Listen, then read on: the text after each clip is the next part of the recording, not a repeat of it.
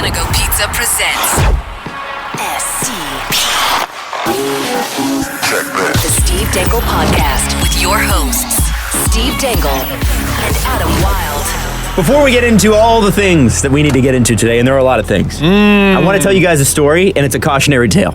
It's one where I got myself into trouble just on the road up here, the long road. I got on my steed, which is my wife's Mini. I got in my wife's Mini, and I drove up here. But while I was doing that, I was, sometimes when you're in the car and you're like getting ready to go, and your phone rings, and you're pretty sure you know who's calling. Oh, okay. Yeah, so it was 3:30, and we were supposed to podcast around that time, and I was running a little late, and I thought, you know what? That's definitely Steve. And Steve and I have a thing where we answer the phone as probably as inappropriately as possible each and every time we call each other. And it couldn't possibly. Oh no! So it's for Steve and I. It's a bit of a competition. Like how can I offend you immediately off the top? There's no hi. There's no hello. So I just thankfully. Oh no! I wasn't feeling competitive at the moment, so I just said "what" in the phone, and a very quiet, sweet female voice answers. Hi, I'm just calling from so and so promotions company. We want to change your payment on a blah blah blah. So it was a company that we've worked with on the show that was trying to pay me. Anyone mad about ads? It's okay. We're not going to have any more. Yeah, exactly. It's gone. Thanks, gone. Adam. That's great. We wish you a Merry Christmas. Oh, I hope you guys enjoyed the show. It was fun. It's bad. So anyway, don't do that. Look at who's calling, especially if you've got a competition with your buddies about this stuff. That's good. Yeah, unspoken competition. I'm glad you're taking off your sweater. I was going to be cool and wear my Vegas Golden Knights jersey, which I wouldn't wear if they had won. So I would not have worn. You had an interview with a Vegas radio station today? Last night. Last night. No, today was I pocket dialed them by accident. That's good.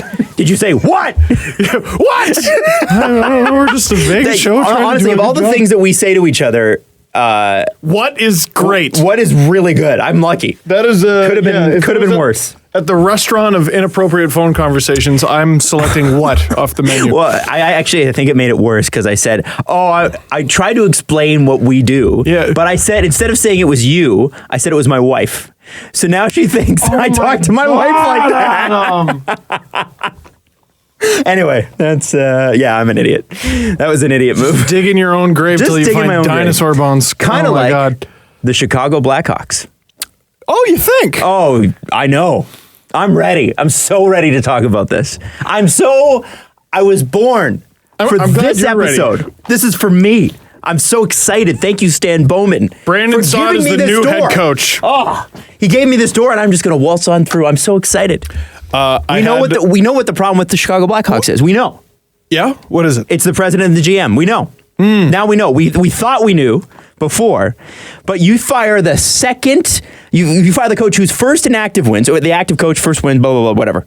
He's second in wins all time. All time. To your dad. To your dad. Son of the, yeah. And the son fires him, and here's the best part.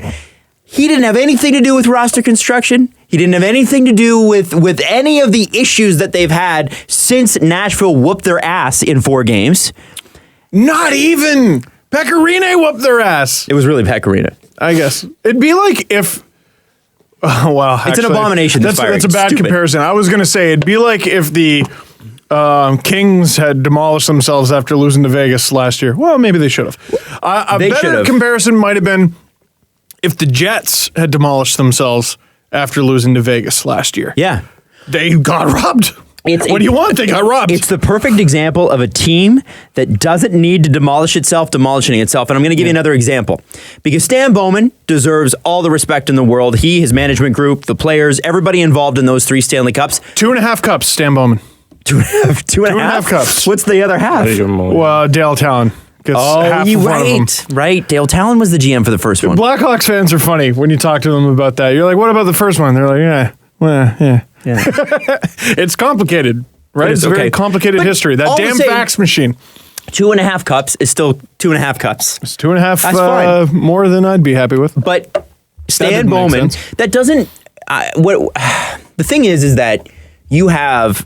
I think there's a lot of people in the NHL and this is sort of the way it seems to work, is that there's an in crew, and if you're on the in crew, then you can coast on reputation forever. And you look at guys who haven't put together a great track record of success recently, but they won a cup a while ago. So I would say Randy Carlyle's a great guy for that. He hasn't coached well he hasn't put together a team for the modern game since probably 2010. And yet here he is, still coaching, and he's had a much more talented roster in Anaheim, decimated due to injuries, and a goalie that is standing on his head to keep them even in it. But Randy Carlyle's not helping with the fact that they allow 47 shots a night or whatever it is. Yeah, I was looking at the goalie numbers today, and it blows my mind that only, 3 years ago, the Ducks had both Anderson and Gibson? Yeah. They were platooning, and you know what's great? If the Ducks do make the playoffs, and this is a total aside, John Gibson is the Vezina winner. I don't care who wins it. Maybe Hart. He won't win it. He should be in Hart consideration if they make the playoffs. He won't win it. I can guarantee he won't win it. But whoever wins the Vezina this year, it's John Gibson's Vezina. If the Anaheim Ducks make the playoffs, it's Gibson's Vezina. Yeah. I don't care who wins it. It actually belongs to him. Erase the name. Yeah. Now, because Adam Wild said so, Jesse. That's that. When we bring it back to Joel Quenneville, how is it possible that you look at the roster that you've created, Stan Bowman? You made a lot of great decisions. I don't want to take that away from you, but Nashville got to you. David Poile got to you. Peter Laviolette got to you. That defense got to you, and you blew it. He's just doing what GMs do. Right? So he made a mistake, right? He made so many mistakes, dude. Right. So what does he do? I resign. Like he can't do that. So he's got to make it look like he's doing something. Now, sometimes you fire the coach and the team rebounds. And then you look like a genius and you buy yourself, honest to goodness, like another 3, 4, 5 years. Yeah. At least. So maybe that's what he's hoping for. But if they continue to play like crap, which they haven't really. They've just been mediocre. Because they are mediocre. They are mediocre. Yeah. And the problem here, they had to do something. They're mediocre and they didn't have to be. Right. This is a roster that could still have. That's back there, man. No, but this roster could still have Chalmerson. It could still have Kempney, who they gave up for a 3rd round pick to Washington, who was super useful for them. They could have Panarin. They could have Teravainen. What did you get for Panarin? What did you get for Chalmerson? What did you get for Teravainen? People forget. For 1 year of Brian Bickle's contract, they gave up 60-point player last year, Teuvo Teravainen. And if I didn't dick around so much, I could know French. But I'd be good at math. Then why is Joel Quenneville the guy that takes gets his head lopped off of this? Because that's what GMs do. That's insane. I know it's insane. Quenneville getting fired is... this isn't a great comparison, but hopefully you'll understand where I'm going with it. You know the, Gretzky can be traded thing? Quenneville can be fired. He's arguably the best coach in the league, or most respected, and he got fired. Why? Because, I don't know, coaches just get fired sometimes. You just got to switch it up. Did you guys read the story in 31 Thoughts? Yes, I'm just about to bring it up. Quenneville not putting a player in the penalty box?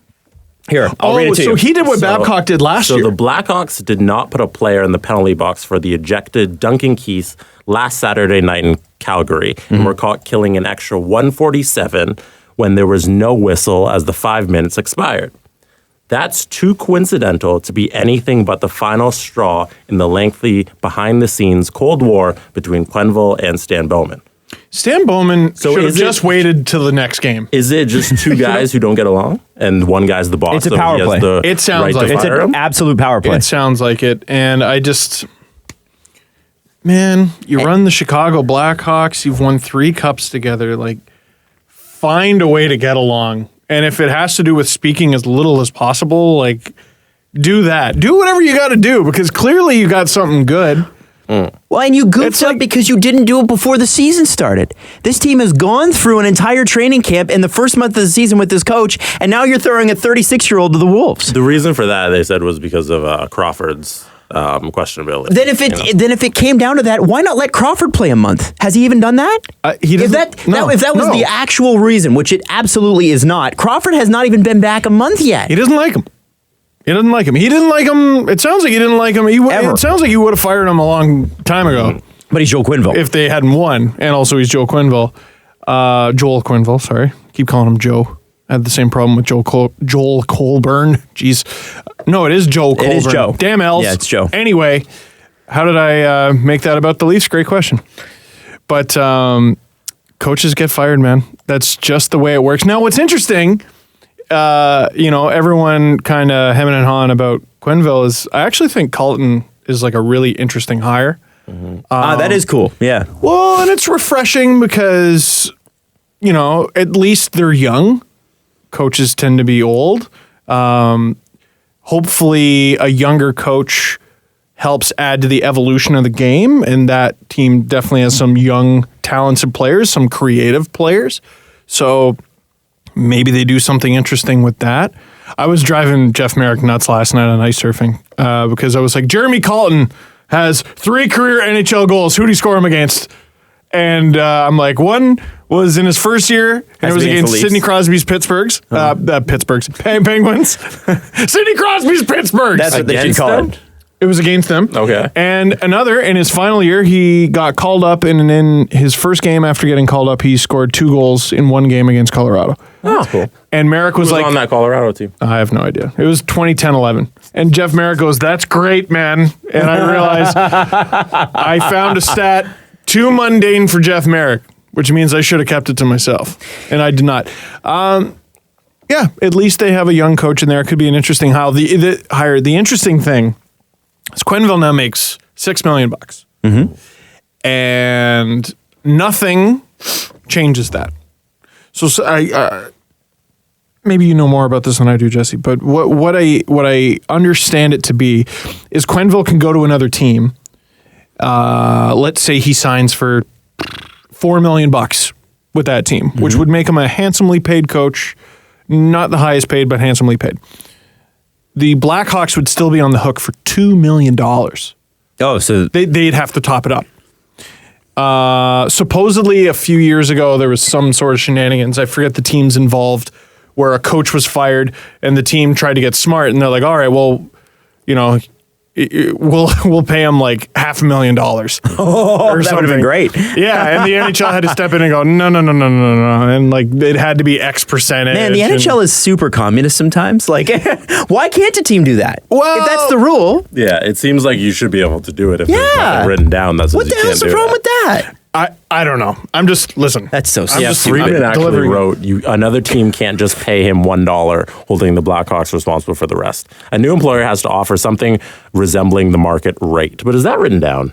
Or is that just the market rate? That's just what that's what 200 hockey men decide. That's just all the guys such crap. with 30 coaches being like, hey, we don't want one guy getting screwed. Good Lord. So, well, and okay, here's the then no coaches would ever get fired and there'd be no turnover. And, yes, there would. Yeah. Stan Bowman power vacuums would exist, man. Of course there would. If Joel Quenneville can get fired for Stan Bowman's bad moves. I'm sorry. What? There's a vacuum there. There's a vacuum of talent. There's a vacuum of power, and Stan Bowman stepping in and going, I am taking control of this team. This team is now mine. This is his move. We need a compilation of I'm so mad. I'm so fucking mad at that. Vacuum is it though? It's a Dyson. It's a Dyson. That's the yellow one. It never stops. It doesn't lose suction. The one with the spinny thing. Yeah. Well, there's many different colors actually for Dysons. Oh, yeah? So you can get them in blue and yellow and red. It's cool. That's cool. Anyway, all I'm saying is, listen to this quote. Yes. Team President John McDonald also noted best friend of who? Prime Minister of Canada. Scotty Bowman. Also noted former Jay shortstop. Now he's the president of the Blackhawks. Whoa, John McDonald. There you go. My expectations. Enjoy his farm. This is yesterday. My expectations are that this is a playoff team. Sometimes as painful as it is, we need a fresh start. So they need a fresh start at coach. And they still think this is a playoff team. They've lost their minds. It's happened before. Oh, guys. You know what it reminds me of? Bad teams make the playoffs in the NHL. There's too much parity. This is, okay. There's too much parity for you not to just get lucky with a roster. I don't know why they're covering. This is like the Pittsburgh Penguins playbook. They love firing their coach and then going for a run. They've taken no responsibility here for this. Yeah, twice. Well, yeah, but with Mike Johnston, the last guy they fired, they were legitimately underperforming. Man, I can't believe you remembered his name. I couldn't have told you. Well, you could have asked me all day. The reason I remember is it was one of our hottest takes ever because we're like, how does Jim Rutherford even have a job? They're so we said that. They switch coaches, they win the cup. I'll defend that take because at the time were crap for 2 months, which is a decent enough sample size, and they had just shot their shot. Yeah. Things looked bad. And then, Mike Sullivan's a pretty gosh darn good coach, and it turns out the Penguins are also full of good players. My point in this is this sucks, A, for Blackhawks fans. B, it sucks because there's a management group here that's not willing to actually look at the issues that led to the problem that they're in. That's the problem. If you really wanted to deal with the issues, you would retool. You don't have to rebuild. Yeah. You can try to stay competitive, but maybe trade some of your guys for, instead of Brian Bickle's last year of his contract, could have bought Brian Bickle out. I know he had some health concerns there. If you had some issues with that, there was another way you could have handled that. Giving up the Teuvo Teravainens of the world, giving up a guy who was a stalwart on your defense like Niklas Hjalmarsson, giving up Panarin for, I don't care what anybody tells me about how long Brandon Saad's contract is. Panarin for 2 years, an elite player for 2 years is better than an okay mediocre guy for 6. Can you bring up the Blackhawks list of trades? Sure. Just the major ones, not the little minor league ones, but outside of that deal, which hasn't paid dividends for them, has not been Teuvo Teravainen and Brian Bickle. Yeah, that's an example of you. Yeah, it's a terrible deal, Adam. Terrible deal. They should have found something else they could have done, but they didn't, and they were in a cap crunch. And the reason they were in a cap crunch is because they won 3 damn Stanley Cups. I just wonder if you couldn't have figured out long-term injury reserve. I don't know. The Leafs did. I don't know. Yeah, but the Leafs were coming out of being shit. Yeah, exactly. They weren't coming out of the same situation. There was something else they could have done. Okay, we know there was clearly a better option available because the option they chose sucked, right? But at the time, I don't know, you had to do something, and you were basically they got the bill at the end of their meal. You know what I mean? Steve, if I had been making bad decisions, which I've been making for actually a long time, so this is maybe a bad example. If this is a great hypothetical. If somebody that you really look up to and admire has been making bad decisions for close to 2 years, at what point do you turn around and say, all right, you got to stop making bad decisions? You either got to find a way to turn this around, or you're out. And in the meantime, I'm leaving the coaching staff as it is. I just don't understand. This management group is not accountable to their own bad moves. They drained this team of talent. Who's still on the roster from the Panarin, Hjalmarsson? You got Saad and Connor Murphy. That's it. I know, but consider this. The Blackhawks might end up saving a bunch of money and winning some games out of this. So this move... Now, wait. Quenneville, on Quenneville's salary? Yeah, potentially. So they have the same roster, right? They still got talent. If Colleton is a good coach, and they clearly think he is, and they've been developing him in the minors, there's no way he's expensive. He's got to be one of the cheapest coaches in the league. For sure. So he comes in. Now, let's say they start winning some games. Maybe Bowman's got a couple moves he'd like to make or something like that. I wonder, the guys in the Blackhawks system have to love this move, I would assume, because every coach has their guys. Every coach has their guys. The AHL coach gets called up. He has one player he probably values more than others. Maybe they get called up to tear the world apart. Quenneville goes to some other team. Let's say that I just keep throwing out the number $4 million. All of a sudden, you're only paying him $2 million. Surely Colton's not making the $4. You know what I mean? So maybe they save a little bit of money there, and they get some results. They need to do more, for sure. And the moves they've been making have been poor. I just don't know. I think it's unfair to Quenneville and maybe the move to make at the same time. Does that make sense? I'm trying to... You can say no. Well, I'm trying to figure out... Before I say no, I'm trying to consider the other opinion. Because there will be people that disagree with me, and that's fine. The fact is, the person who should be taking responsibility is Stan Bowman. My point is... Stan Bowman didn't take responsibility. He didn't take responsibility at the press conference yesterday. He didn't take responsibility with the move that he made before the press conference yesterday that necessitated the press conference. He is, yes, acting, but at what point does he say, you know what? Some of this is on me. And if he's never. Well, never. No, because that makes it so that the next nail to get hammered is you. It is anyway. He is the next guy. He's made all these trades and he hired this coach. If this is a total failure, Stan Bowman's gone. And he'll be picked up in a second anyway because he's a good GM. Does the aura of Scotty Bowman have something to do with this? I don't know. I don't have any insight into the Hawks organization. Like, I don't know. Firing Stan Bowman. How long after you've won your third Stanley Cup in 6 years does PR dictate you can fire the GM? You know, coaches get fired all the time. But like a GM getting fired is something huge. I think it's much bigger. Much bigger. Yeah. Yeah, because it indicates a complete change.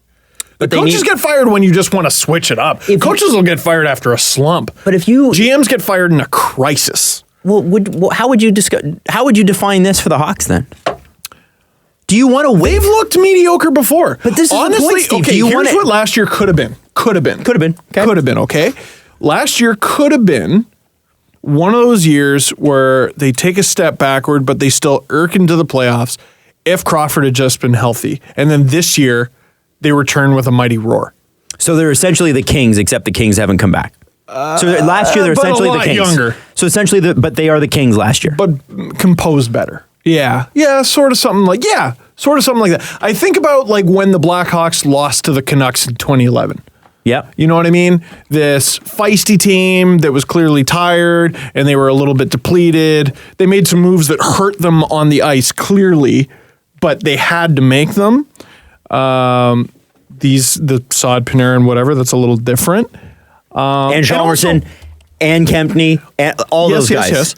Also consider, though, so they probably thought they were a playoff team last year, and I think they were right to make that assumption because Crawford was playing that well. They could still make the playoffs this year. Mm-hmm. Bowman still gets next year because Panarin's contract is up after this year, which is why they made the Saad deal in the first place, right? So he's going, okay, I'm making this deal to give us flexibility. Next year, they need results. They got to win. Jesus, the standard is so high in Chicago. They got to win like 2 rounds, probably. I think they just got to get back in. For him to you think they just got to? No, I think they got to get back in this year. You can't fire Quenneville and miss the playoffs. You can't fire Quenneville in November and miss the playoffs. I think they will. It's interesting. I think the reason I'm defending it, or at least humoring it, is I'm just excited to see what Colleton can do. How old is he? 33? 33, yeah. Come on. He's a year. Dude, he's the same age as Dubas? I don't see them as connected. No? You can criticize the move they made and still be excited about the coaching hire. Like I'm excited for him. I think that's really cool that there's a guy the same age as the players coaching them. I also thought that was cool when Paul Maurice was doing it 20 years ago. Yeah. But the point I'm trying to make here is they've handed this new coach a lineup that is a shell of what it used to be. And that is on them. It didn't have to be this way. And they didn't. And listen, if they wanted to make the Quenneville firing, don't make it about the results because the results are on you. And they made it about the results, and that's what pissed me off. This is not Joel Quenneville. Joel Quenneville was handed a roster that isn't good. It's mediocre at best. And hopefully Corey Crawford gets hot. That's what they're hoping for. I think he will. They got some really young players. I don't know. I don't think the sky is falling in Chicago. I think it's been falling for 2 years and nobody sees it. Should he have held on to this bullet? Should he have waited maybe? Yes. See, December, January? If you want to blame it on results, wait till there's actually some results. You're 6 weeks in. I think he was fed up. I think if you were fed up, then fire him in the summertime. Yeah, but if you don't like the guy and then you see on Saturday... You think the relationship soured over the last 6 weeks? He's been thinking this since the summer. He's been thinking this since last year. No, he's been thinking it since... Jesus, 2014. Yeah, probably while they're winning the cup, he's thinking this. Yeah. I really hate this man. Thank you for handing me the cup. Yeah, he doesn't like the guy. I think that's just the thing. Sometimes you don't like people. You mustachioed prick, give me that cup. It's, I don't know. I just... Oh. It's funny listening. I gotta imagine it's weird listening to us try to figure it out as Leaf fans. We just don't know this type of team. I don't think. I don't know what that has anything to do with it. I just feel like we can't wrap our heads around firing someone you won a cup with. You know what I mean? I can wrap my head around firing the coach of the year last year for the Raptors. It made sense. It's not a championship. Well, it doesn't matter, Steve. Oh, yeah. I think it does. The tenure with Mike Babcock might come to an end the exact same way, because what's the rumor about Babcock? Not even a rumor. What's the open secret that everybody knows? No one really likes him. Dude, so like, okay, if they win, let's say the Leafs win 2 cups in 4 years. God, that would be great. By the end of it, it's the end of Mike Babcock's contract. Everybody's kind of fed up with him in the organization. How could you fire this guy who won 2 cups in Toronto and all these gold medals? Yeah. Same situation. Well, there are certain ways too. Like, I mean, if you look at Berkey, and I don't know if Brian Burke would appreciate this, but every 4 to 6 years he moves on. He comes in even less than that. He comes in guns blazing, and he spends 4 years with an organization, and then it gets tired, and then he moves on. I'm happy with what the Leafs have done, but I think it was a mistake to fire Burke when they did it. I agree. It was halfway through his... Clearly, he was doing something. Midway through implementing a plan, and like his last move was JVR for Luke Shen. Yeah. Like he was midway through. Dave Nonis came in and goofed it up. Like when they were talking, they had him on the interview. The Franken roster. Yeah, well, they had him on. I remember they had him on. It was either on like Landsberg had him on, or somebody on Sportsnet had him on and said, "Would you have bought out Grabowski with one of your compliance posts?" He's like, "No, I would never have done that." It's in hindsight, but like, well, no, he at the time he even said before Grabowski had even played a game, he said, "There's no way I would have done that. No way." And he would have been put on LTIR and all this. Oh, yeah. Anyway, the long story short is I would love to see some accountability from the Blackhawks organization. I think this sucks for Blackhawk fans. I think it's great for Joel Quenneville, man. Sit out the whole season. Relax. You've done a lot of hockey. Teams will come calling, and you can pick and choose this summer when a bunch of coaches lose their jobs. Now, what's interesting is, so last night I was throwing out potential teams he could go to. Detroit, I think, is an outside candidate. But there's a... Why would you sign up to go to that?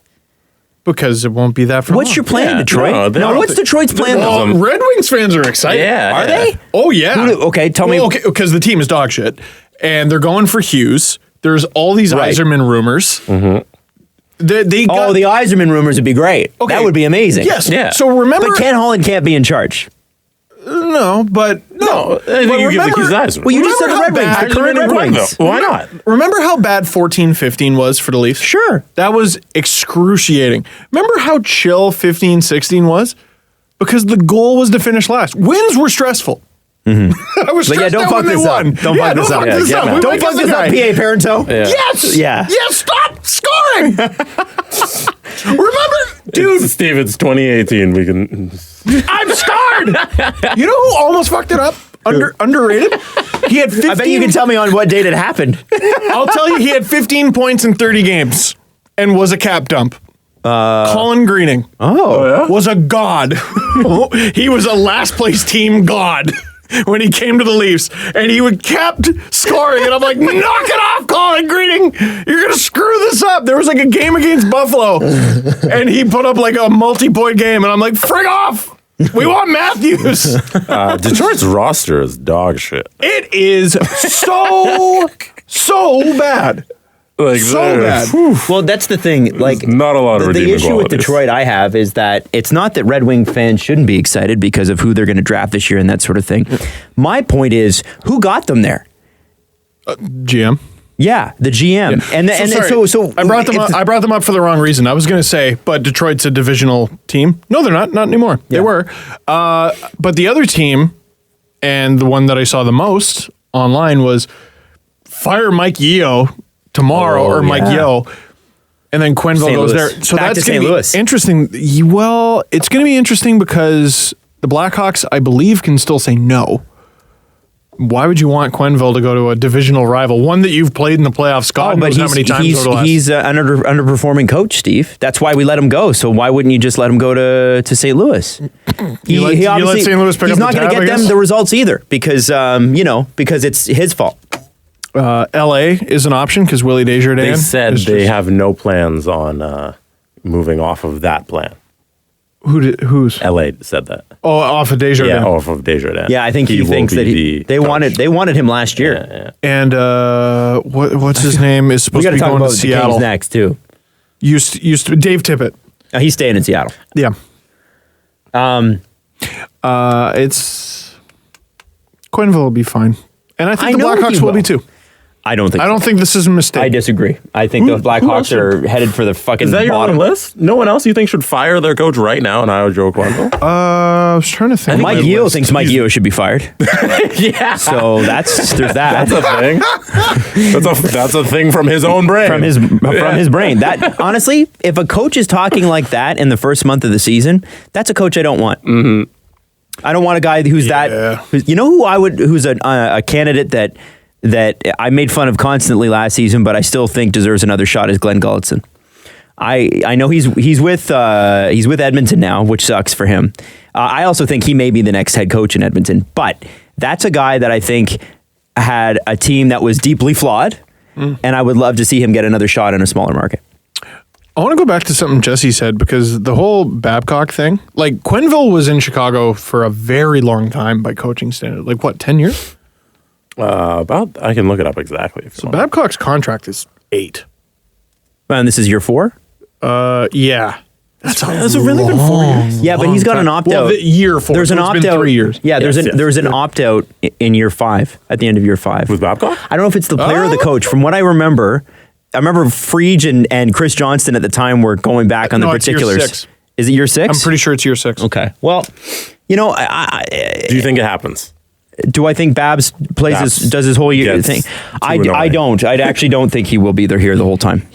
But what he said, I remember at the World Cup of Hockey after Canada won gold, was I'm gonna play 8 years, or gonna coach 8 years in Toronto, and things are gonna be going so well that I'm gonna sign for another 2. I want him to stay.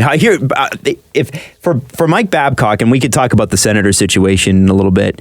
Oh my God! Yeah. I don't want to talk about it yet. I want to, because I think the Kings and Chicago Blackhawks topics go together so well. We'll get to the Sens. Can I just say on the Babcock thing, Bruce Arthur wrote on May 20th, 2015.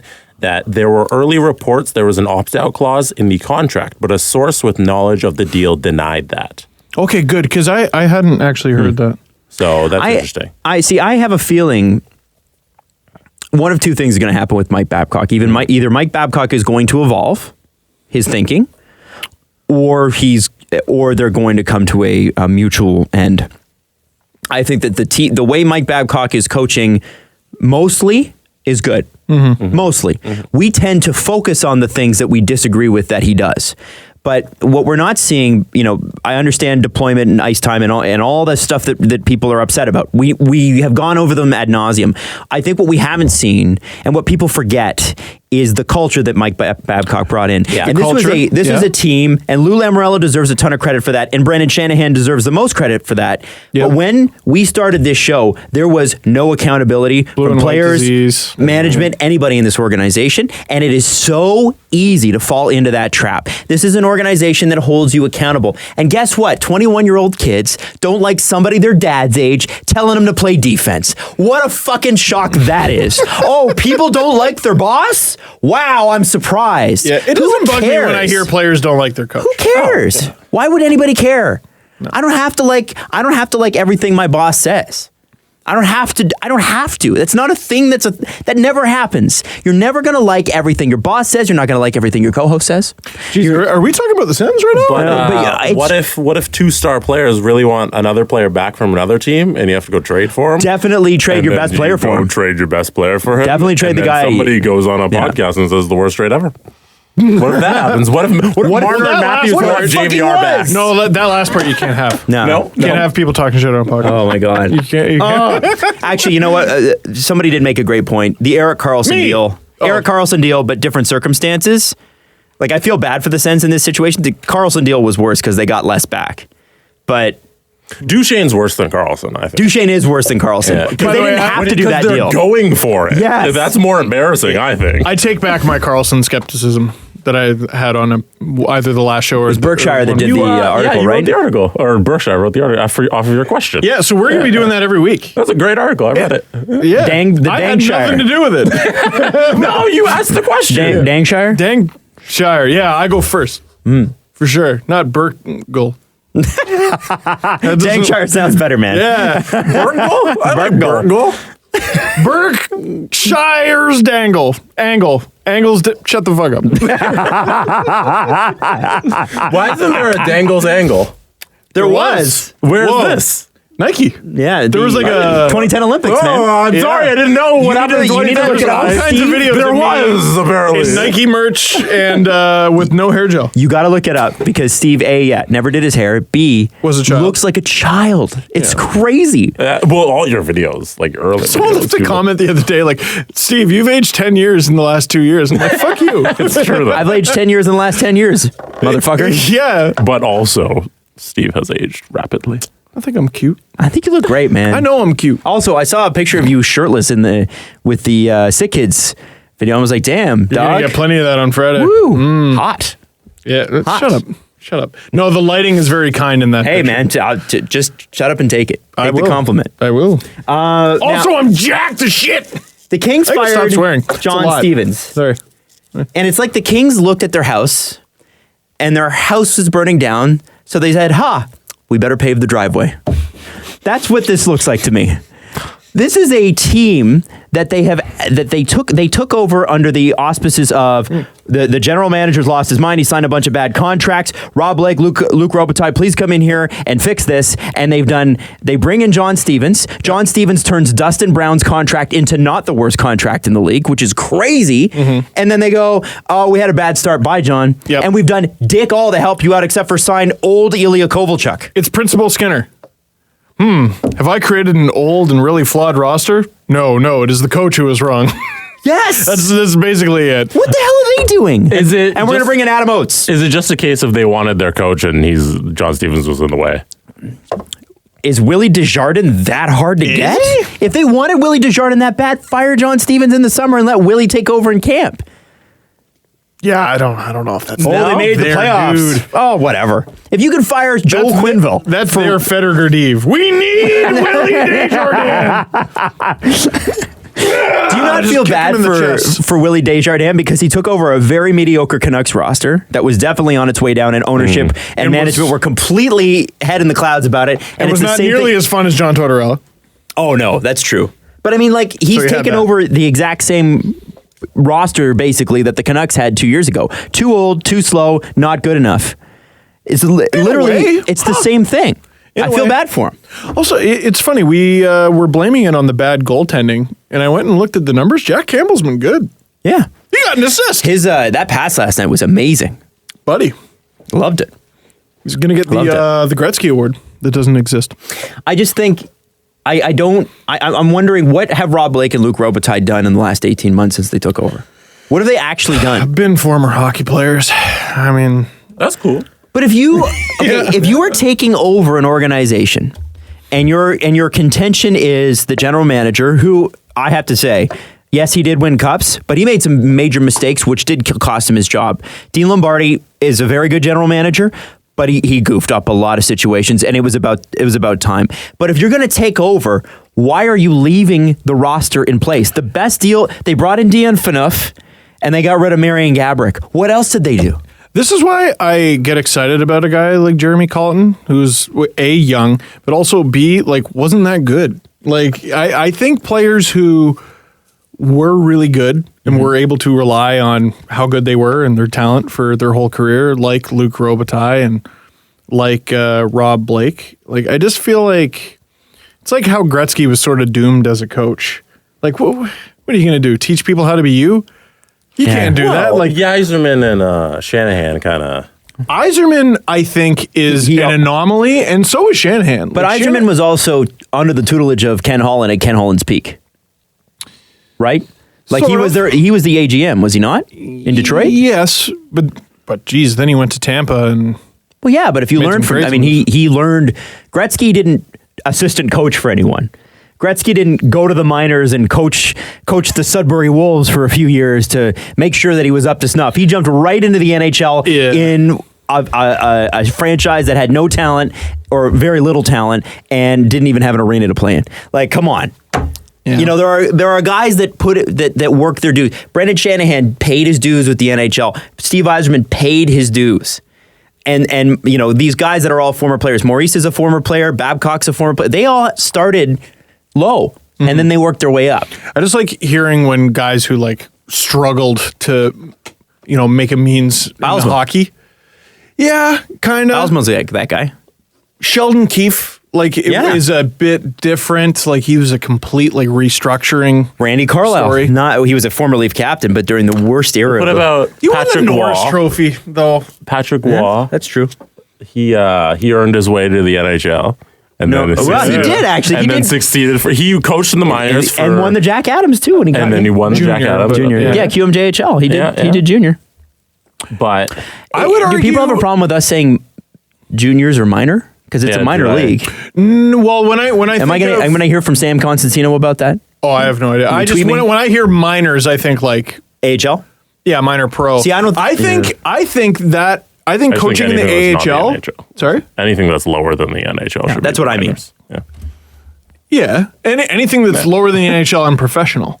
No, no. Junior is the minors, I guess.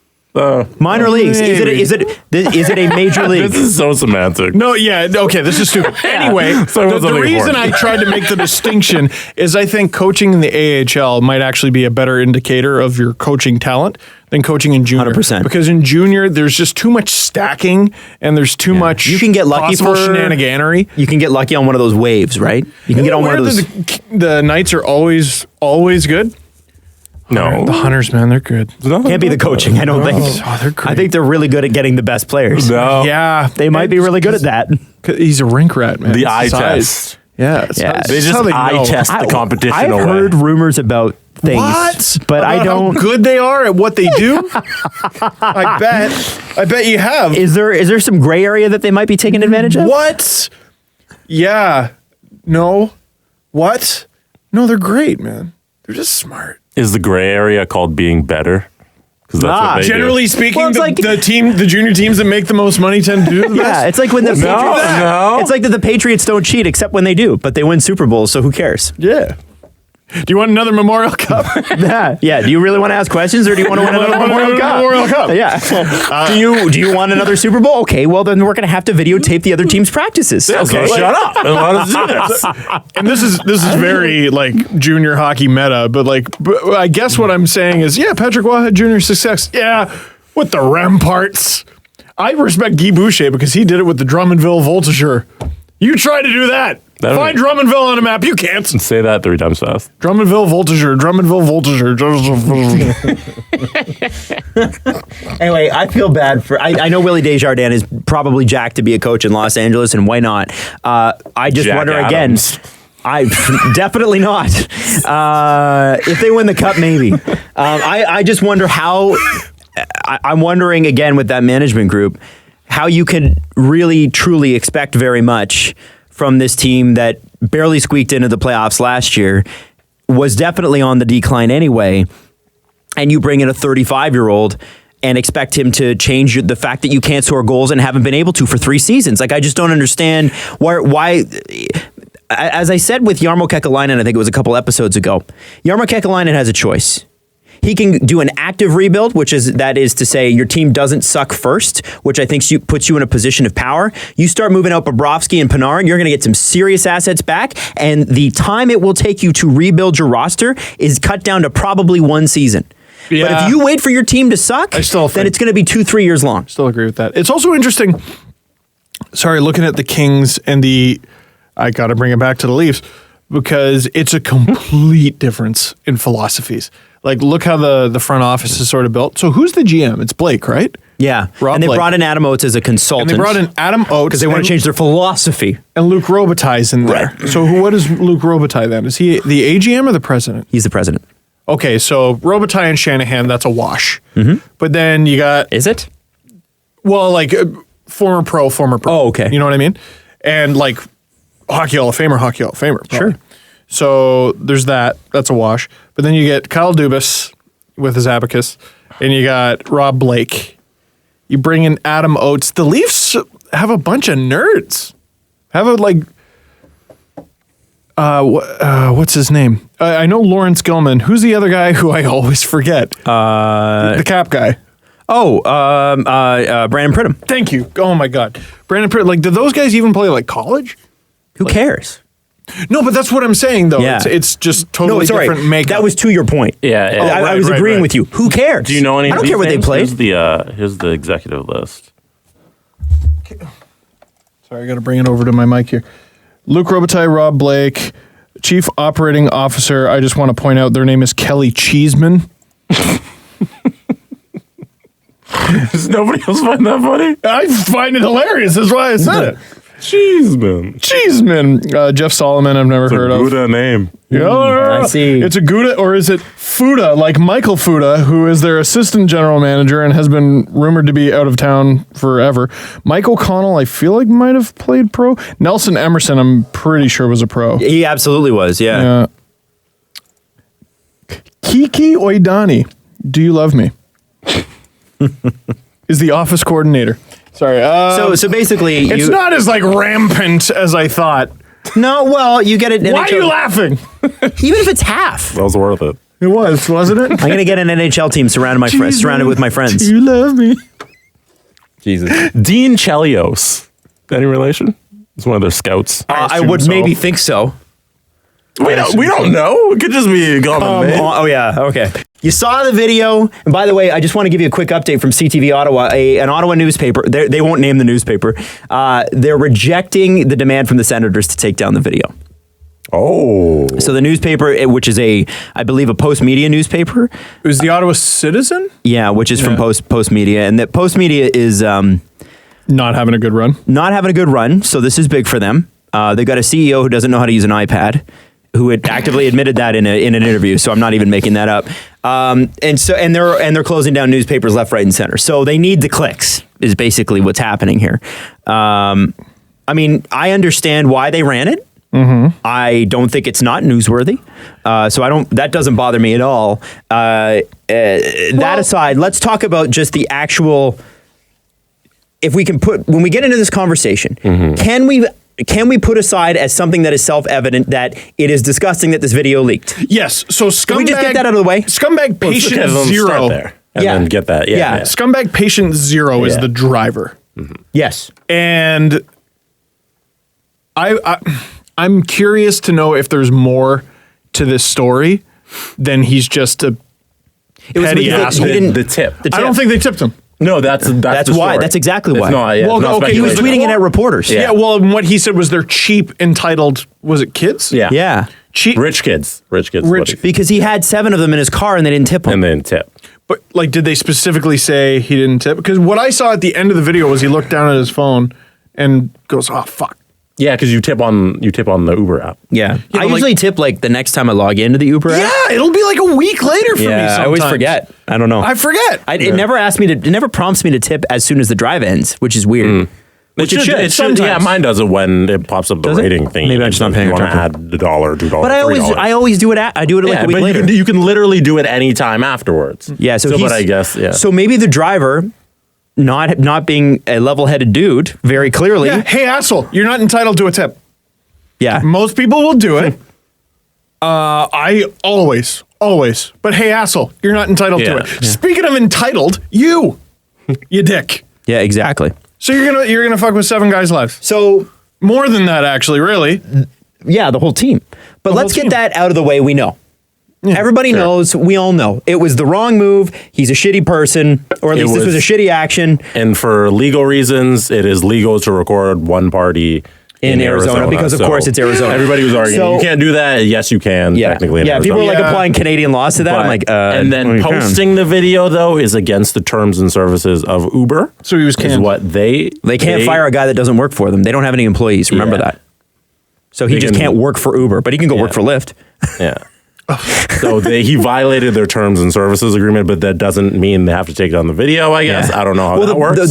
So Uber tried to get the video down because they're actually a partner with the Ottawa Senators, which is a fun wrinkle in the situation. They had so many ads at last night's game. Every game they have Uber ads. I would have maybe paused on the Uber ads for last night's game and said, sorry, guys, but no. But again, the Senators don't have anyone working for them, so it's sort of hard to do that. Also, do you just mean like employees? They don't have any employees. Yeah, neither does Uber. It's crazy. They're almost the same company. They have a mascot.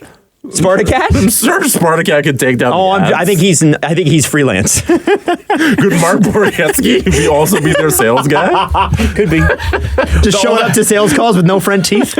All the healthy scratches walking up and down the aisles in their suits. Hot dogs! I hate this. Send me to the miners. Hot dogs. So I just wanted to get that out of the way because we know. We don't need to, everybody knows that's the shitty thing to do. The driver's an asshole. That's fine. Yeah. Can I just say this? Patient zero, driver. Patient zero, driver. Let's get that out of the way. We're done. Let's talk about the actual incident itself, okay? Mike Babcock, I think, made a really good point. He said, in this day and age, you're never off. Yeah, they were super irresponsible, reckless, irresponsible. They made so many mistakes. One is talking very specifically naming a guy. About naming a guy. Marty. Talking about like your power play and worst in the league, this and that and the other. The other problem is saying who you were. Yeah, why did they say that? That guy did not know. That guy did not lie. You're 7 frat bros. You look the part. Like you're 7 guys, hey, we're on a bachelor party. Lie. Don't say you're with a professional sports team. Don't be like, hey, you might as well have said, because you don't know what type of person this is, right? You have no idea. This is a stranger. You might as well have just been like, we're rich. Yeah, there's $40 million in value in this car. Please don't pull a gun on us or anything in Arizona. Where everybody has one. Yeah, not everybody. I know. You could have just. I wasn't going to go there, Adam. But you might as well just say. You might as well have said, expect a fat tip. You know what I mean? That's true. Good point. Yep. Even a nice person, which is what this driver is not, but even a nice person would have been driving around and gone, I might get a decent tip out of this. And what I would say to the sentence is, if you're going to talk mad shit in an Uber, leave a real good tip. Yeah. Leave a real good tip. Maybe his finger slipped. Also, who was it? The interesting thing is, whichever guy ordered the Uber, they fully know this driver's name now. Oh, yeah. They're pursuing legal stuff, but there's nothing. Yeah. The thing is, Uber can't punish the guy because he's not an employee, and they can't go after him because it's legal. It's completely legal. So he knew that. This guy's not stupid. Can we all agree on one thing, though? What? The line, boomerang my Twiggy into the stands, is the best part of the whole video. I think I missed that. But there's so much deep hockey talk. Oh, man. And at one point, I forget who it was. It might have been. Line. Was this? No, Stone wasn't there. No. Duchesne was the big name. Thomas Chabot was right in the middle. Formanton. Chris Weidman, Alex Formanton. So that was interesting, the timing. I wonder if part of the reason Formanton got sent down was that. Probably not. It was probably the right move to do. And the reason I bring that up is Jason York brought up a few great points last night on ice surfing. So he was talking about this incident. He didn't say the player, but he said the coach was Brian Murray back when he was with the Ducks. And this player was just talking mad shit about Brian Murray and a crappy hotel elevator. So he's a couple floors up and he's just talking completely reckless. And there, as the doors open, is Brian Murray. So you can hear. It goes, it echoes throughout the elevator shaft and goes all the way down. So he heard it. The next day, that player was put on waivers, sent to the minors, never played in the NHL again. Wow. And Alex Formanton's never going to see, although he probably doesn't want to, but Alex Connor McDavid Speed Formanton may never get called up again. I mean, I'm sure. I think he'll be fine. I don't think the player, Jason York, was talking about had the talent of Alex Formanton. No, I know. I'm just joking. Yeah. Right? But so this happens, man, and you need to be careful. And if you think coaches just get right by this and Matt Duchesne and what's his name? Marty, the assistant coach? Oh God, Raymond? Marty Raymond. Yeah. Raymond. Yeah. Sorry. So, they were chuckling at center ice. Guy Boucher got on the microphone and was trembling with anger, talking about how Marty is the best human being he knows. If I'm not mistaken, once upon a time, Marty hired him. Wow. I want to say in junior or college or AHL, something like that. He loves this guy. This is his friend. And if you don't think both coaches and whatever other coaches they have on staff in the organization, if you don't think they're going to take this to heart and remember it, you are so sorely mistaken. Duchesne is interesting because he's a pending UFA. He was probably going to get traded anyway.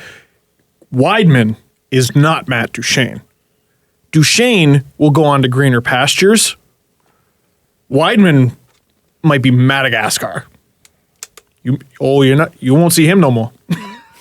He might be gone. So I had a just along those lines. So to back that up, so I had a question from Jack who tweeted me directly and said at Chuck Starkiller on Twitter.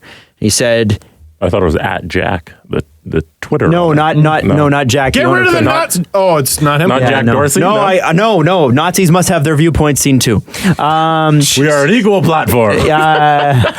Equal opportunity shit talking platform. Twitter. Oh, thank you for being the bastion of communication. Duchesne, he says, Duchesne, toxic for life or are the Sens just another bad fit? Mm-hmm. So now that's a good question. Yeah. Do Habs fans hate this guy? Oh, maybe just a little. Yeah. Here's what I think. You cannot say that you have not shit talked your boss in the same way, but you don't make that much money. You're not that famous, and it's never been put out on video on Twitter for the world to see. I think it's unfair to say Matt Duchesne is toxic, but I think it's what is really clear is Matt Duchesne needs to grow the fuck up. And this is a 7-year pro who wears an A on his jersey. Mm-hmm. And you got a guy like Alex Formanton who is 19 in that vehicle, and you're shit talking the Chris coach. Tierney and Dylan DeMello who just got there. You are a leader on this team. You cannot be that guy anymore. So how can you say that he's not toxic? I think the video showed that when he leaves Colorado and all of a sudden Nathan MacKinnon becomes a Hart Trophy candidate and they make the playoffs and the Senators start to crumble and then this video I think they were good with him. I think toxic means toxic's really strong. I feel like toxic's like you slept taxing. Yeah, if you're sleeping with somebody's wife, I think you're toxic. Yeah. If you are a pain in the taxing. Yeah, he's immature and a pain in the ass, maybe. Okay, I don't remember who said it last night, but they made a great point. They're like, an NHL team just gave Evander Kane $49 million. Like Matt Duchesne will be fine, but guy's taxing. Yeah, Evander Kane can score goals. Guy's taxing. You know what I mean? And he's moved around a lot. Sharks seem to be a good fit. Will they always be a good fit? I don't know. I know he'll be good in 1 year because he's a talented player. Year 2, year 3, I don't know because he's taxing. Duchesne might go somewhere else. Maybe they make the playoffs, win a couple rounds. But after a while, unless he changes his taxing ways, he's not going to have success. Now, if I'm Boucher or Raymond or a prospective team looking at a Matt Duchesne trade, I go, man, not only is he talking random nonsense in front of this Uber driver, the Uber driver, what they probably thought was, we're in Phoenix. This guy's not a hockey fan. Mm-hmm. You know what? I asked somebody in Phoenix during my honeymoon, I'm like, where's the hockey arena just in case we want to see a game? They're like, we have a hockey team. She's like, we have a hockey team? Yeah. I'm like, she's like, I didn't even know that. I was like, wow. Lady, you got 2. Yeah, it's insane. So they probably thought that. But the fact that, like, how well do you know Chris Tierney and how well do you know Dylan DeMello? Mm-hmm. And how well, like, those guys were traded, wasn't it like the first day of camp? Yep. So Matt's real comfortable already with these guys. Enough to talk all this crap. And listen, what, you never talk crap about this person or that person? Dude, I feel you. But it's super reckless, and you got to wonder, like that, if I'm watching this video and I'm Guy Boucher or Marty Raymond, I know that's not the worst of it. Oh, of course not. No But way. I also give them credit because, I don't give anybody credit, sorry. Who hasn't shit-talked their boss? I know, but what I'm saying, though, is the company, right? Yeah. I think it's different. Like I said, Alex Formanton is there. Alex Young guy. He's like just such a shit example. No bueno, man. No, but it's an awful look. Here's a couple things there. First off, I saw the video and I was like, well, Matt Duchene is definitely not re-signing in Ottawa now. But this also gives Ottawa an out to trade him now. Now they have license to trade him. Value's nothing. Value is trash. Yeah. Well, Matt Duchene's value was on the uptick. He was doing well. But but remember how we said going into last season or whatever, so well, you can't, or was it this season or whatever, you're like, well, you can't trade Matt Duchene because you gave up so much to get him that you got to try to re-sign him to make that trade look better. Now you got to move him. But I still wish that if for their sake, I wish the video never came out so they could get a better package. It'll be pennies on the dollar. Yeah. It will be pennies. And you know what? This will cost Matt Duchene as well. Yeah. This will, it may not cost him in dollar. He spent money in that video. Yeah, because here's the thing. You may have a few teams that were looking at him next summer and going, oh, we really could use a center like that. The fewer players you have coming at you with offers, the less you can leverage. I wonder, this is super unfair, but I wonder if there's a few players on that team and like whoever ordered the actual Uber, I wonder if there's a few players on that team who are like, if only you friggin' tipped them.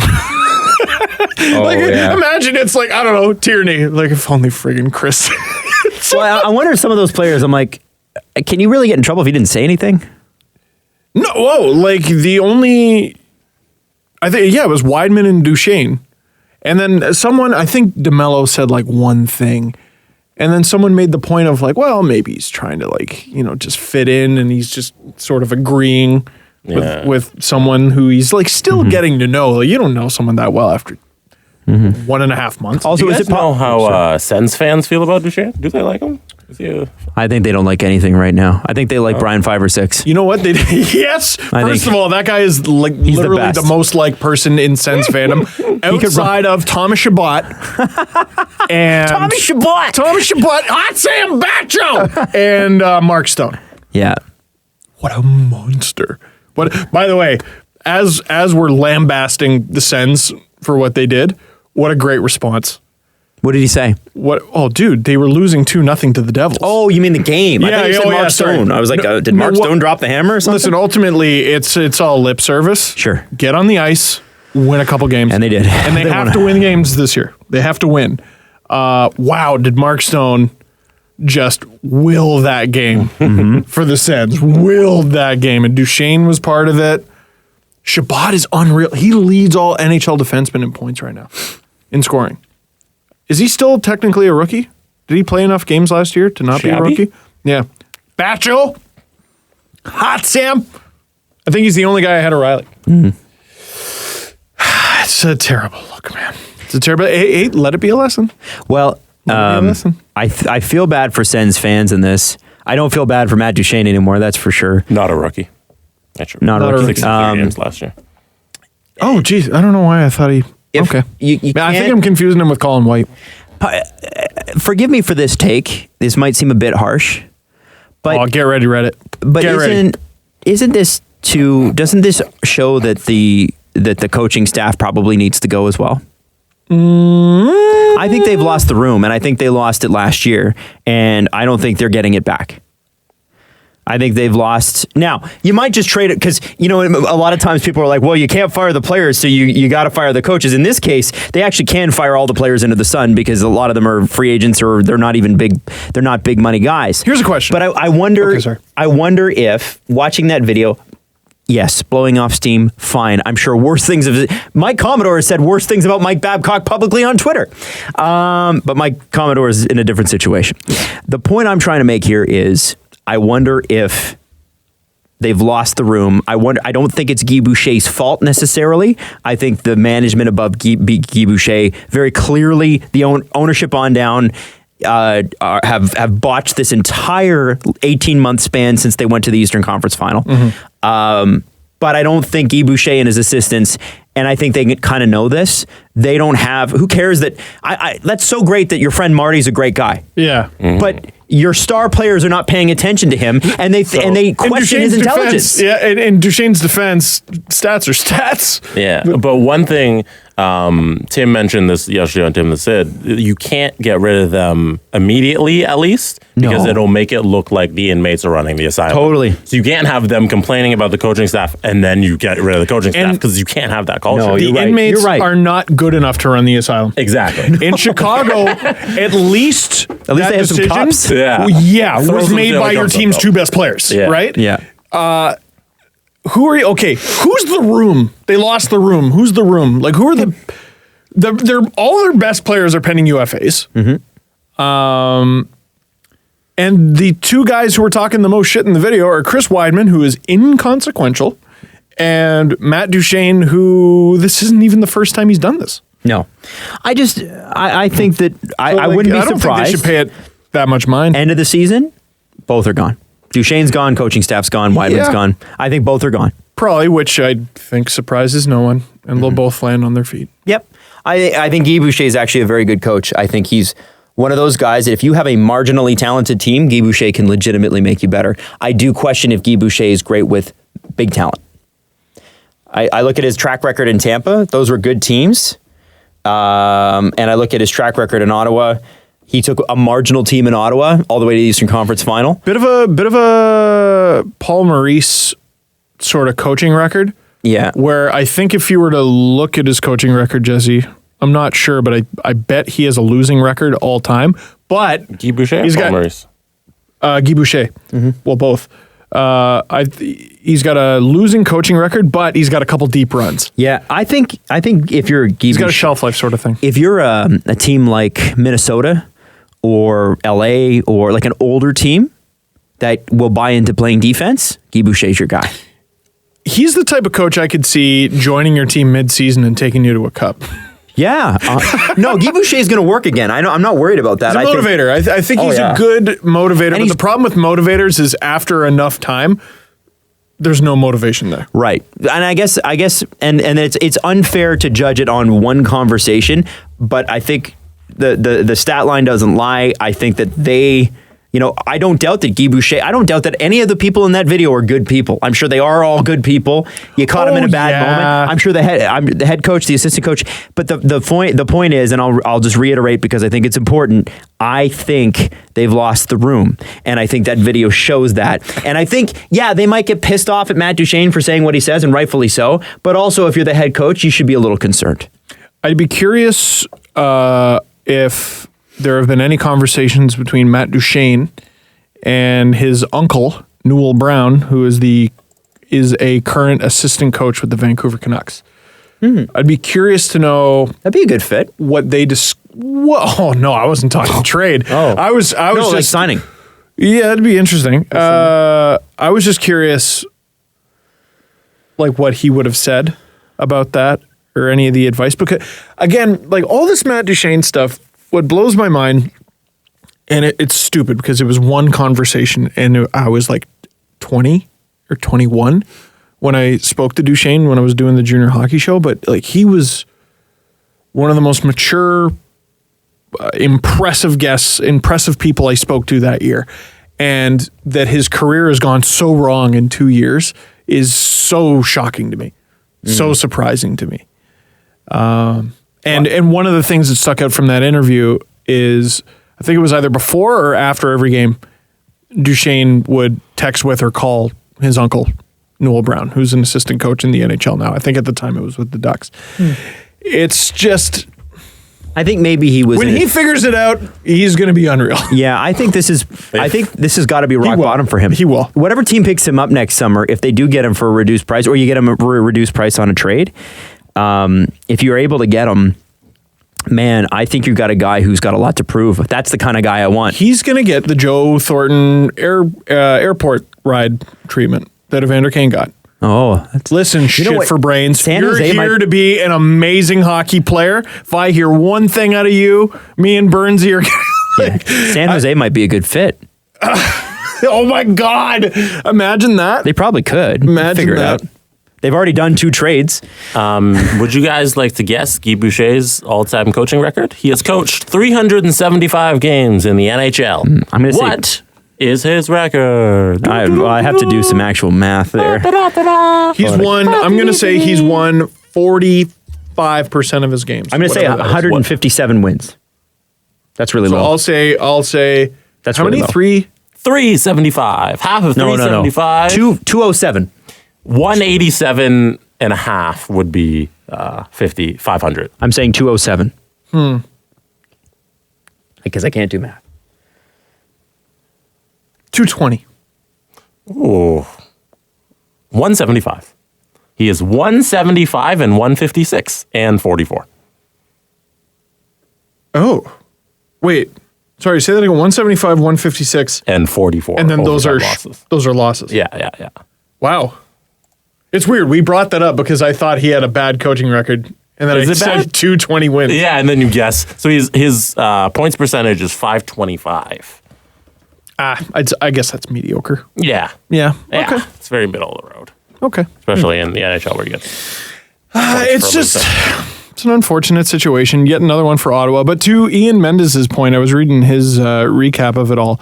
This is a complete change in the handling of it because the Sens knew about this and they were on top of it. And they had a statement that was prepared. They guarded all the players. They waited to let them talk after a friggin' 7-goal home performance. Yeah. Do you think I bet there's no way they planned on letting them talk after last night's game, but they completely Do you think they kicked deserve ass. criticism for sending Mark Borowiecki out there after this got leaked or this came out in the paper?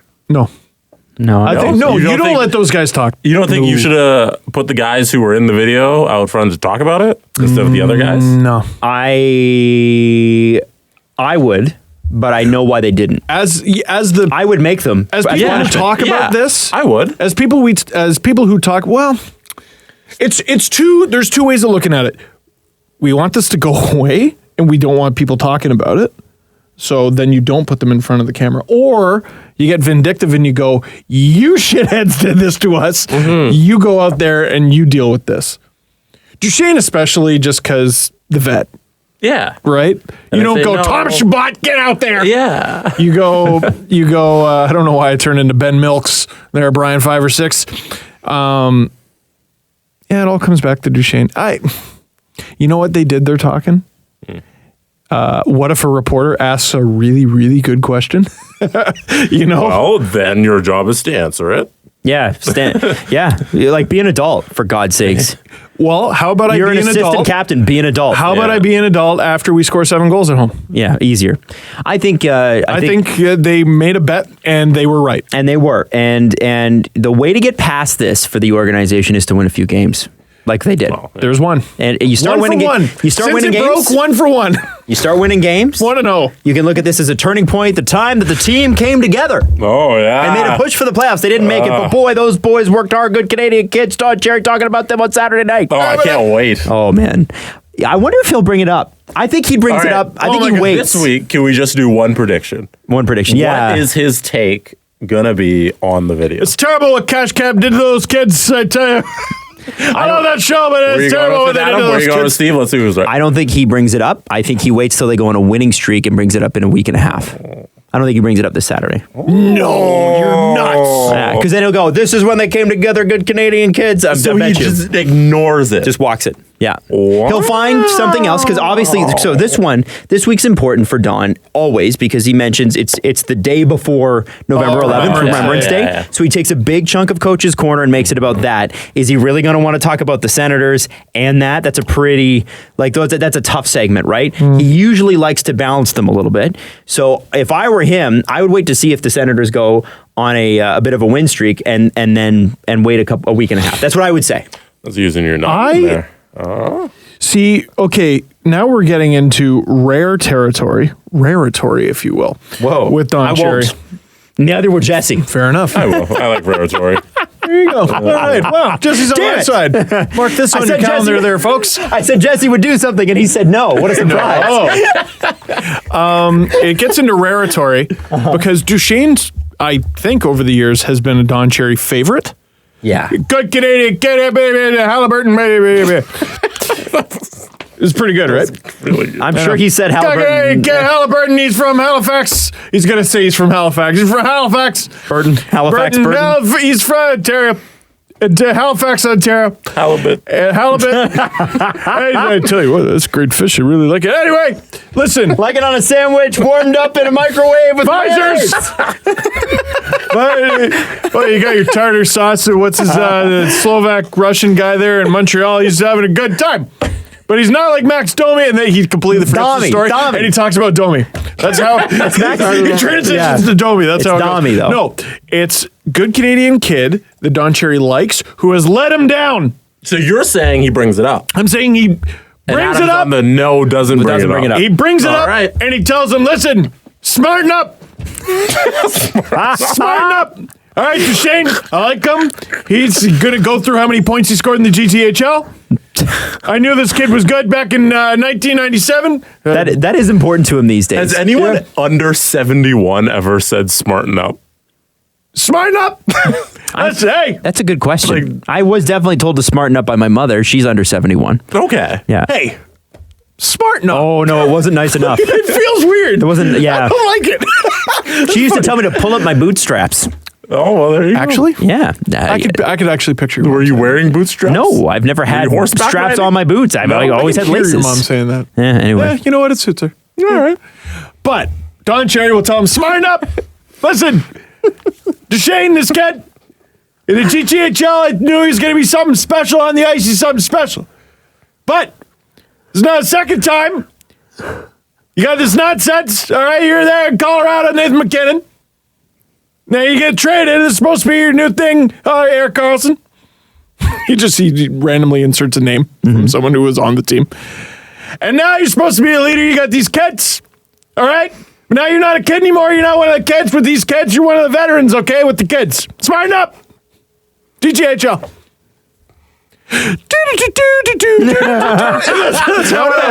on. He has to get to the World War I and World War II memorials too. Oh yeah. They never talk bad about their superior officers. Yes. Imagine. Well, no, I don't think he'd make that true. He would not. But he would not. Listen, now we're getting into ridiculous territory. No, absurdity. No, he's going to tell him, smarten up. Yeah. Yep. But he's not going to do the finger up. I don't know why I'm doing that. It just feels good to do it. Smarten up. He's going to smarten up. Smarten up. He does the curled wrist. I have to imagine he's poking it right into your chest. Don Cherry telling you to smarten up. If you were a player for him in like the 70s, you probably would like. He's like the kind I of don't guy think he would say smarten up. No, it'd be smart and bleep up. Yeah. But I think I'd listen to him if he told me to smarten up. Yeah, it's Don For being a Cherry's dummy, good. I think he's a guy that commands that attention. I think that's why his segment is still so popular. Talks from the diaphragm. Yeah, It's intimidating. yeah, for sure. I scare myself sometimes. Why? I have my dad's voice. You sounded like Don Cherry to me. So is Don Cherry your dad? Hey, smarten up. Although you could kind of look at Don Cherry's segment, and this is a total aside, but you could kind of look at it as like a YouTube segment that just happened to be on TV. Like Don Cherry is essentially what you're doing. Like people are like, And Ron is the jump cut. I'm going to throw this in there. And I've told you this privately, but I'm going to say it publicly. People have told me in the past, for almost the entire length of time that you've been doing this, they've said, there's no way Steve can do this after 25. There's no way after 28 Steve can do this. There's no way at 30 Dude, I said Steve Dangle is going to be yelling in his basement. I said that. And what I always say to them is, what do you think Don Cherry does every Saturday night? Oh, well, that's different. How? Skip Bayless. It's a guy with an opinion. I'm like, yeah, Bayless that's the makes most millions of dollars. That guy makes $6 million to have a poorly rated show on Fox Sports 1. I feel like I'm just, I don't know. I think you're just warming up, my friend. I think I'm just warming up. I was just checking Anyway. I've been checking my emails all show because I'm so excited. Anyway, what I'm saying is I believe in you, sir. I believe in me too. I believe in Rachel's Raiders, who I talked about our team in the video I uploaded today, the new LFR, and people have been donating like crazy. Okay, so just me, not our team, just me. 403 different sponsors. I'm up to 13,977. Wow. I was at just over 11 grand. 13,000 what? Dollars. Oh, okay. Dollars raised for Easter Seals Ontario. Thank you, Jesse. Thank you. It's good that I specified that. Listen, smarten up. All right, smarten up. But no, I was Jesse just will over not, 11 because you told him to grand, do and it. now I'm at like 14 grand. Okay. Bananas. Crazy. And that that tournament's on Friday. So how long do people have to donate? I think they take donations after the tournament still. Okay. for a few days. But if you donate right away before the draft party, which is Thursday night at 6 p.m. Eastern, we'll get a higher draft spot. So ideally donate before then. Hey, listen, I'm auctioning something off, and I think it'll still be up by the time you hear this. So I've made a mistake. Day with Steve. No. I made a mistake, guys. Okay. I overestimated. Shocked. I overestimated. Listen, I'm just trying to raise money for our team, but I overestimated how badly people would want to see the Jack Hughes off, phrasing, between the Ottawa Senators and the Colorado Avalanche in Ottawa in January. So Easter Seals gave me, not they gave me, a couple people or someone donated 2 Easter Seals for the purpose of auction. Sens tickets. Now the face value on these Sens tickets is, I think it was, I want to say it was $70 a piece. And I thought, well, that's what I can auction them off for, and ask for some more because it's for charity. Last I checked, 0 bids. Wait,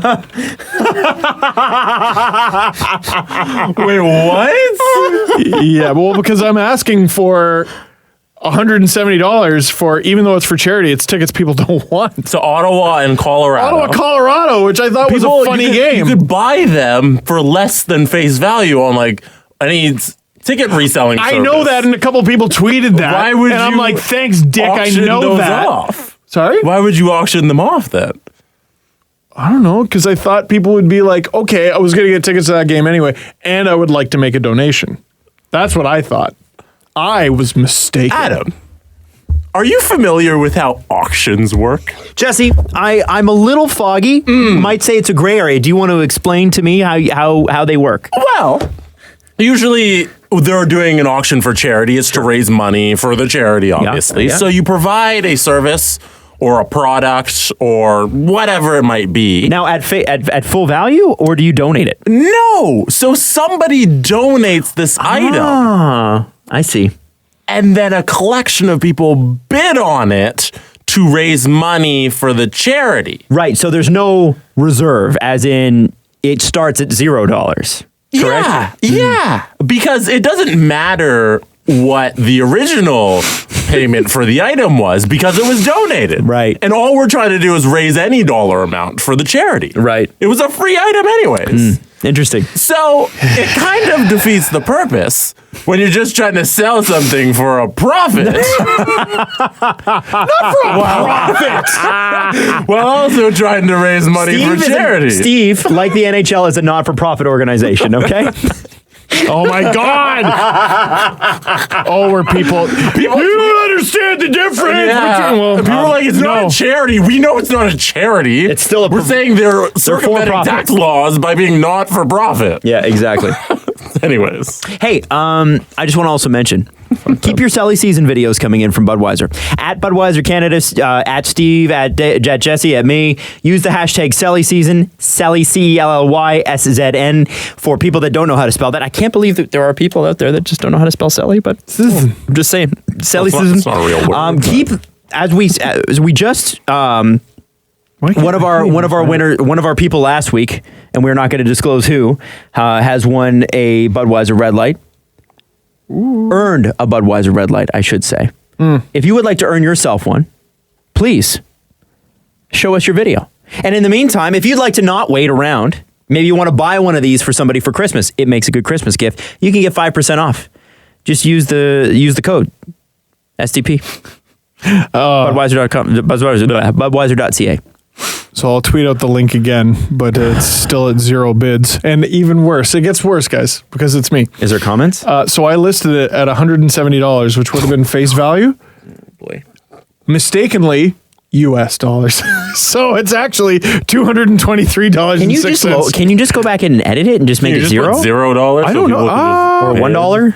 I'll try. Yeah, Do I'll that, tweet out man. the link again Or, tonight. or like buy it yourself. Look for that. Did you buy them? Oh shit, I might. Yeah. No, I haven't bought them. Yeah, I might just buy them myself. And Yeah, give them just away. buy them yourself. Yeah. I messed up, guys. I messed up.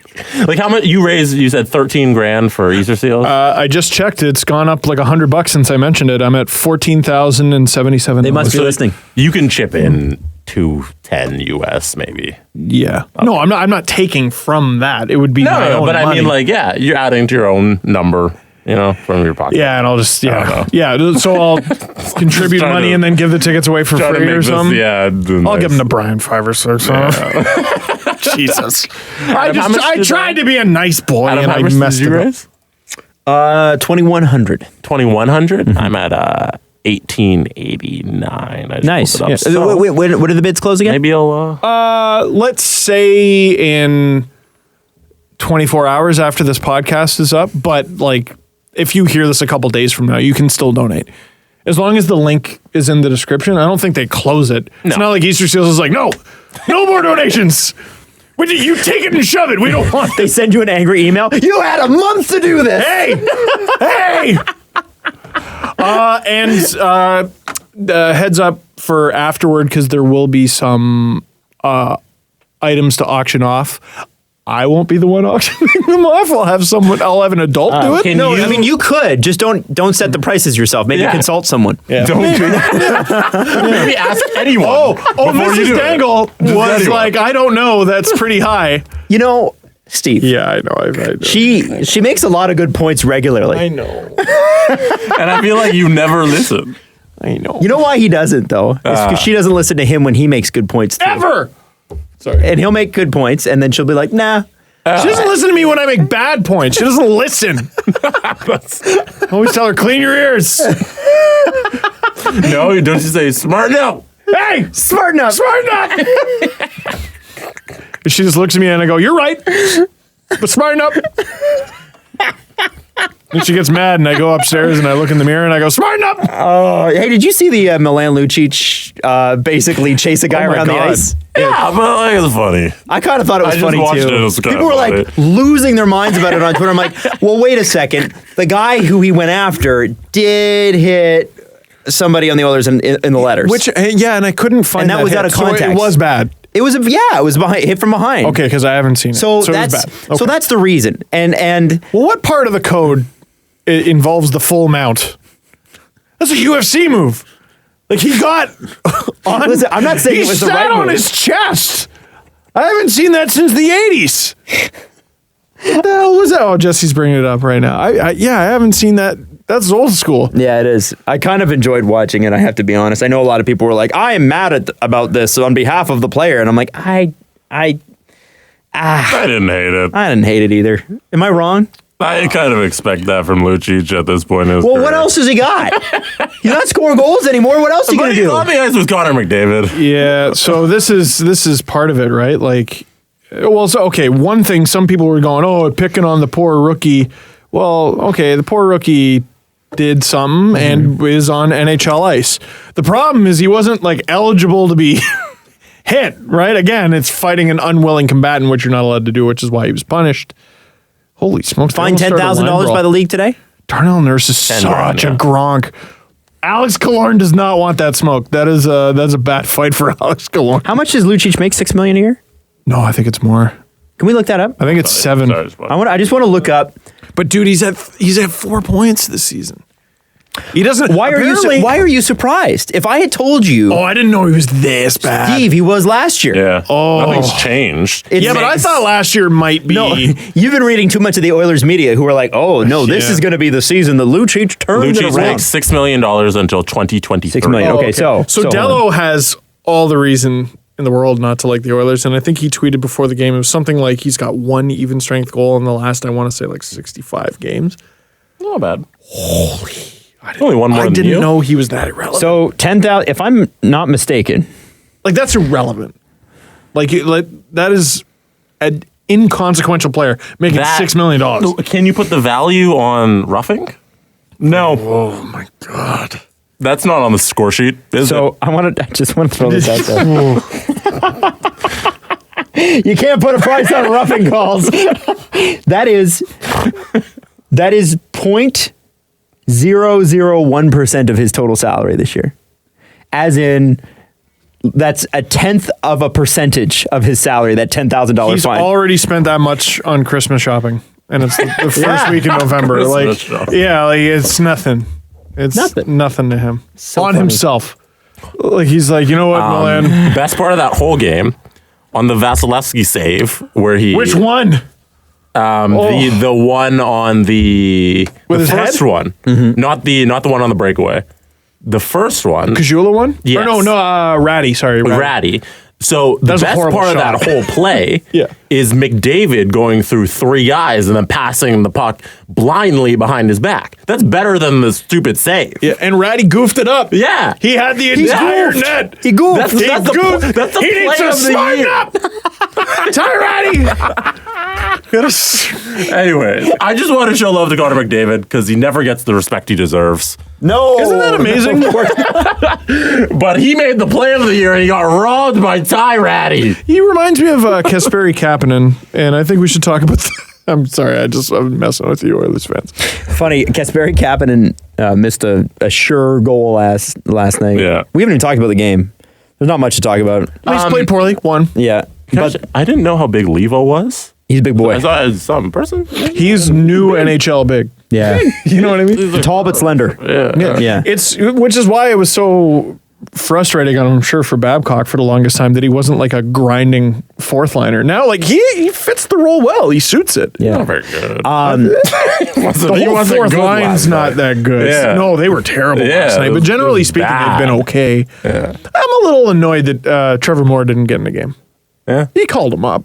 Yeah. Use him. But they sent him back down so he can play maybe when they call him back up, because they're off for a few days, right? Maybe when they call him back up, he'll play. I don't know. And they got a back-to-back coming up. Mm-hmm. They got 3 in the month, I think, so we're going to see a lot of Garrett Sparks. Oof.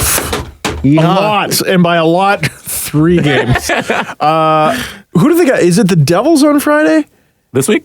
Yeah, Devils on Friday, and who do they got on Leafs. Hockey Night? Good. So anyway, Kasperi Kapanen, the thing I was going to bring Is that up. what you want to talk about? No, I'm He's just going being to a come jerk. out and line up for Trevor Moore. Kasperi Kapanen. No, I'm just being a jerk, but I know. I saw he missed that beautiful wide open net, and then somebody tweeted the other, and I understand why they tweeted it in frustration, but they're like, I feel like Kasperi Kapanen is Michael Grabner.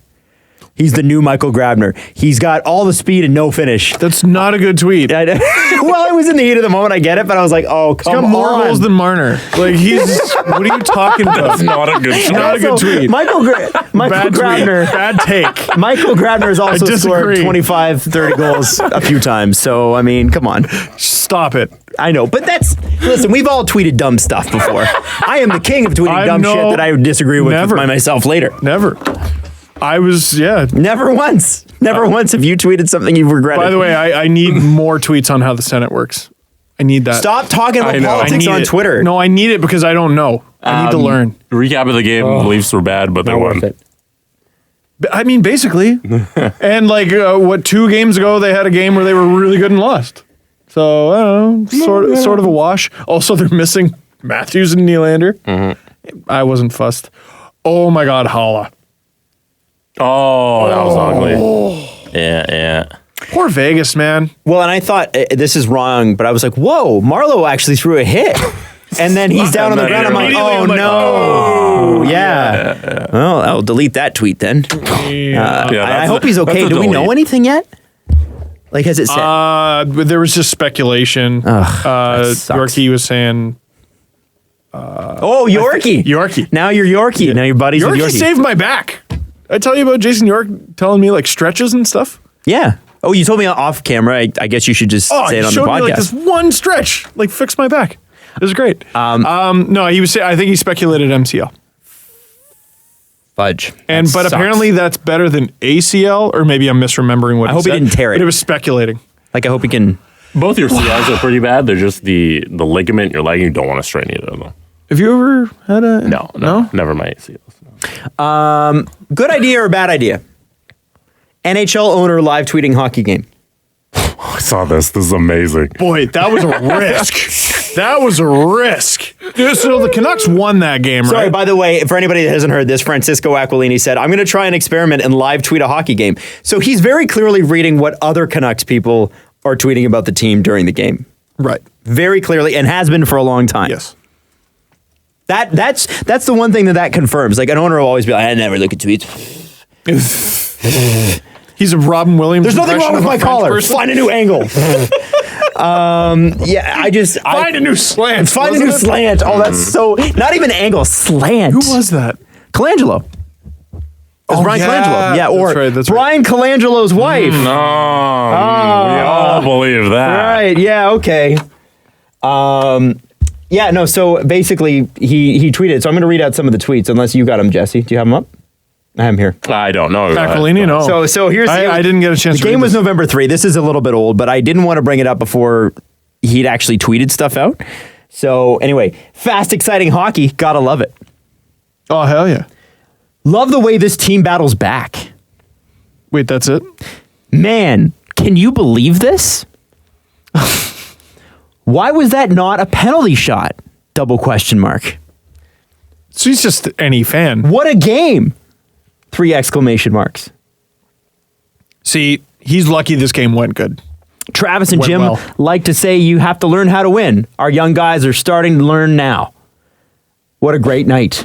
3 exclamation marks. Adam, this is boring. It's a long season and things can change fast, but I don't think anybody would have had us at 9-6 after 15 games. Great effort. It's a good point. He's right about that. This could have been a bot just to churn out generic hockey tweets, and it would be the same shit. This is the best part, considering especially what's gone on in the last few days. Good night. Now, if we could just dial up Lyft and Uber to get home. Nope. Nope. But anyway. There's a bunch of Canucks in it. Do you see that our frickin' owner is...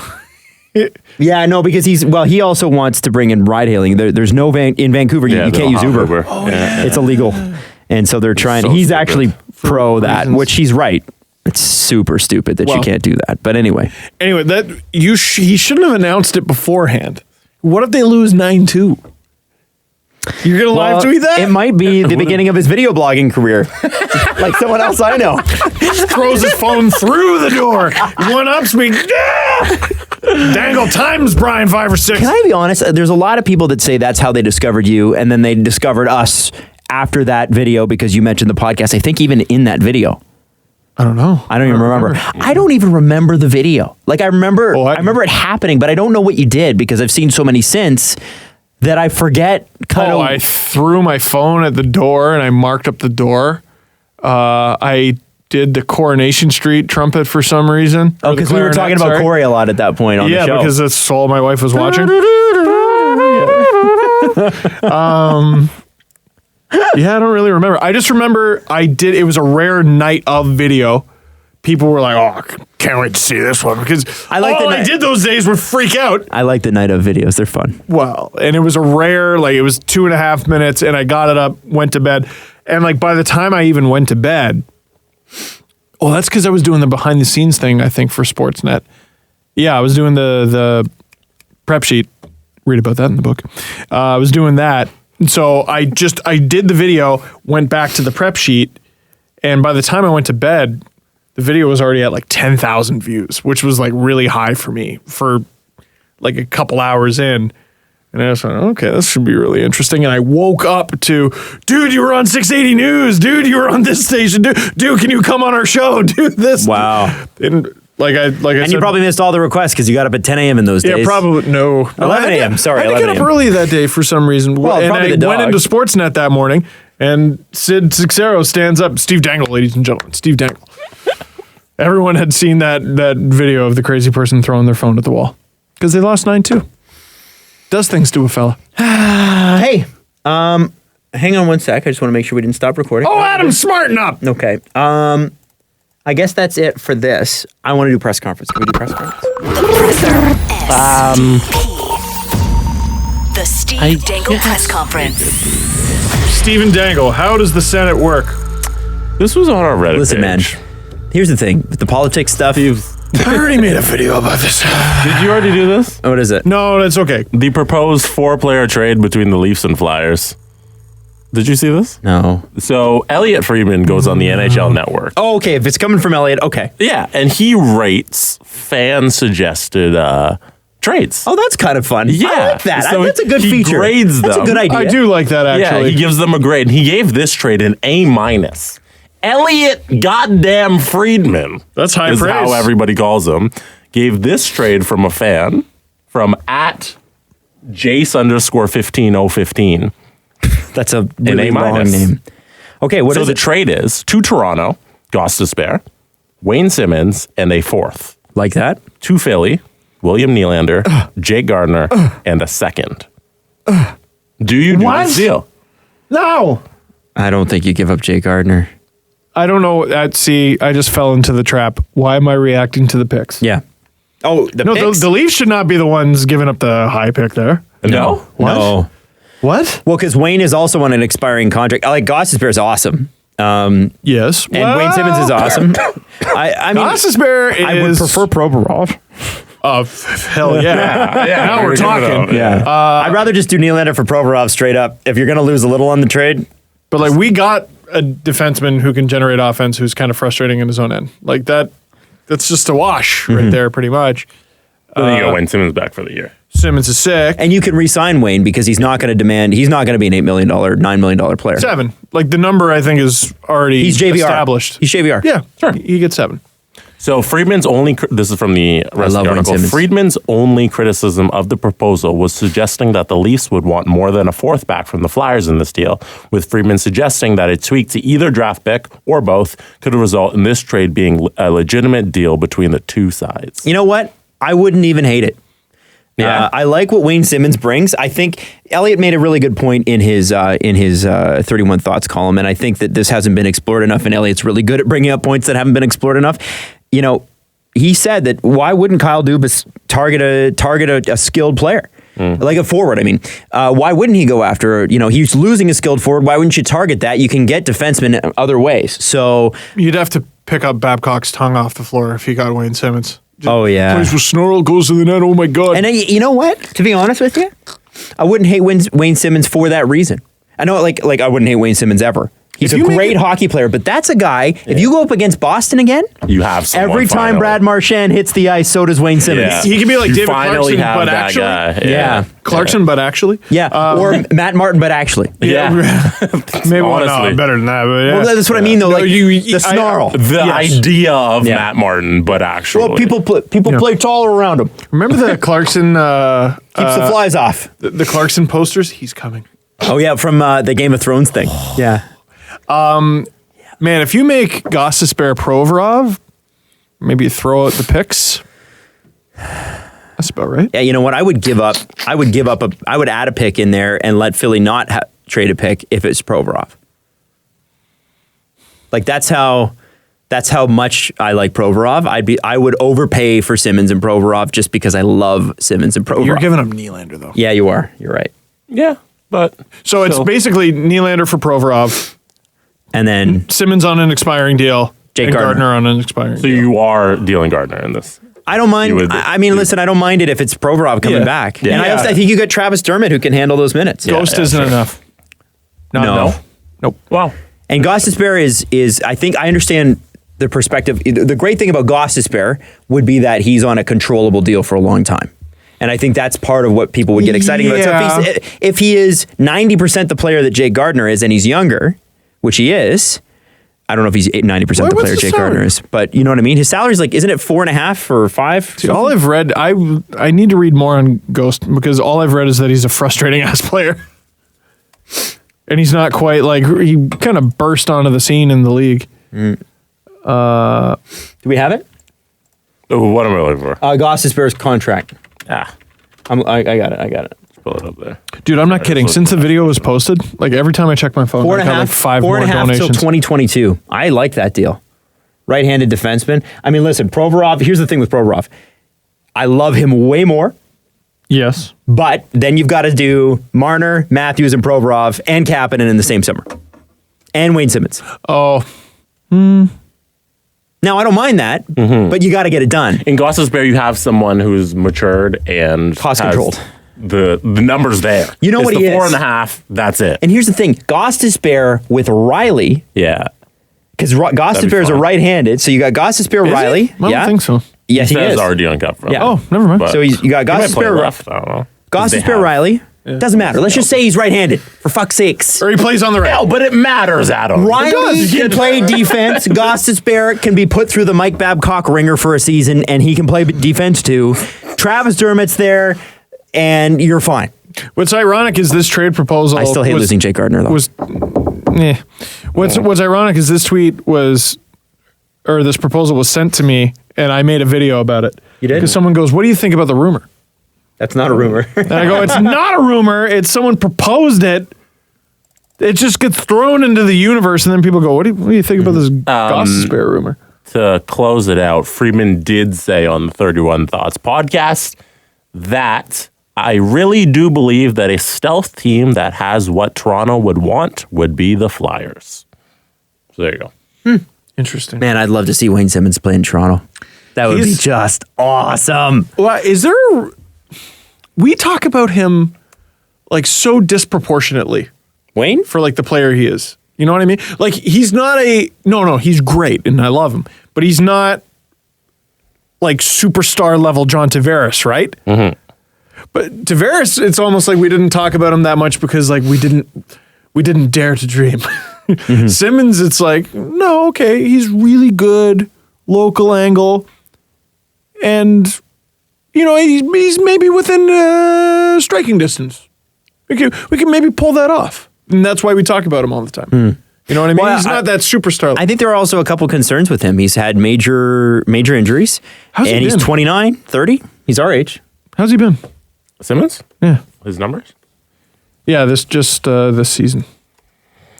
Wayne Simmons DB says he has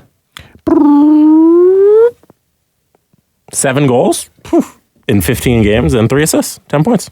There you go. That's all right. Not too bad. It's hotter start than last year where he finished with 24 goals, 22 assists. And he was, points. Didn't he have like a torn ab or something like that all season? 75 games. Yeah, it's ridiculous. Yeah, it's absurd. Anyways, there you go. And they just signed JVR, who's been hurt the whole time. Listen, it's out of trade proposals I've read. It ain't the worst. It's a good one. Mm-hmm. It's just not a rumor. Mm-hmm. It's also just a proposal. By the way, Carolina's not, from what I understanding, not doing all that great. The worst that they get. Yeah, can you look up McElhinney's record, by the way? They have lost 5 games in a row. The worse they get, the better that gets a potential trade proposal with the Leafs gets. Because they can't score. I think they'll be okay with not making the playoffs. Oh, I don't think so. No, they're not. No. Are you telling me the 10 fans in Carolina will notice? Oh, they notice. You know what? One of those fans is Tom Dundon. Yeah, Tom Dundon. Dun. Man, if they miss the playoffs, it's going to be dun, dun, dun. And he's going to kick down the door and he's going to make the sound effect himself. He's going to go dun, dun, dun. And I think it matters. He's going to fire people and say, you're redundant. What? Redundant. No? Try it. We're redundant here. But it seems like every year. Don't do that again. It's Tom to go. Tom, for you to be fired. All right, we got to get out of here. Somebody needs to get in the studio. Every year, Carolina's the team. Everyone's like, this is the year Carolina does it. Carolina and Arizona. Don't do it. The new Blue Jackets. The Blue Jackets were that team for so long. Anyways, all right. Wait, do you think anyone in school went, hello, Dun Dun? What? Like, hello, finishes his exam. I'm Dundon. Jesse, what's McElhinney been like?